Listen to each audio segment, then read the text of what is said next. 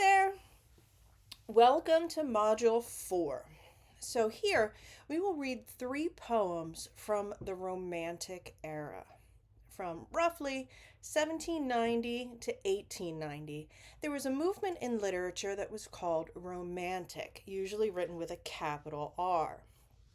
This kind of romantic does not mean lovers and marriage. This refers to a movement in poetry and also in fiction where writers start to question these rational ideas from the Enlightenment. The Romantic writers instead focused on the irrational, emotional side of human nature. In a time when industrialized cities were growing with more and more factories, these writers looked to nature for inspiration and a connection to the divine and to humanity. There is, in Romantic writing, a tendency to embrace all strata of humanity, including the poor and destitute. Some Romantic writers also focus on the experience of the sublime. And that means the feeling of awe associated with contemplating something that is absolutely great and giant. The natural world contains many wonders, and that experience of awe at the grandiosity of the natural world or the grandiosity of great human achievements like a very tall cathedral, that's something that the Romantic writers find very inspiring. Our first Romantic poem is by English poet William Wordsworth.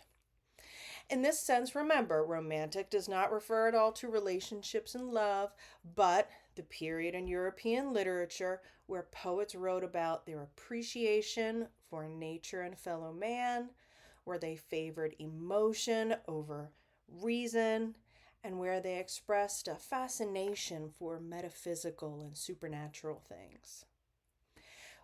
William Wordsworth's poem, The World is Too Much With Us, contains a lot of those very themes. It is also a sonnet, which is a popular European poetic form. The poem consists of 14 lines. The traditional sonnet was popularized by the Italian poet Petrarch during the Renaissance, and you may have read a Petrarch poem in World Literature 1. See a later video on what else makes Wordsworth's poem a sonnet. The next poem we will read is by Italian poet and philosopher Giacomo Leopardi, and it's called The Infinite. In this poem, the poet is doing what many Romantic poets do. He is contemplating nature.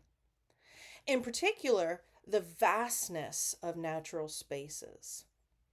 The feelings he associates with that perception of these great things are those emotions associated with what's called in philosophy the sublime. These emotions that the sublime makes us experience are awe, maybe a little fear, and amazement.